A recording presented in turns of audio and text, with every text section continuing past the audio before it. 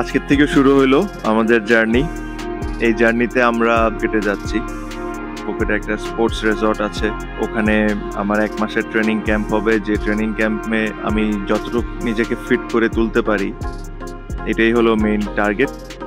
আমরা এখন ব্যাংককে যাব। ব্যাংকক থেকে আমাদের একটা কানেক্টিং ফ্লাইট হবে ফুকেটের জন্য। ওখান থেকে ফুকেটে যাই আশা করছি যে আজকে 9টা 9:30টার মধ্যে আমরা পৌঁছে যাব। কালকে সকাল থেকে আমাদের ট্রেনিং ক্যাম্প হবে। আমাদের যে ট্রেনার মারিও, সে অলরেডি ওখানে আছে। পুরো জার্নিতে আমি আপনাদেরকে দেখাবো যে আমরা কি কি করছি বা আমি কি করছি না করছি। আমার সাথে এই জার্নিতে তাইজুলও থাকবে।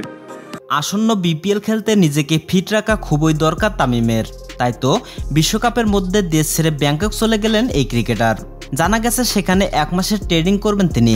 ট্রেনিং শেষে একদম পুরোপুরি ফিট হয়ে বিপিএল মাতাতে দেশে ফিরে আসবেন তামিম ইকবাল।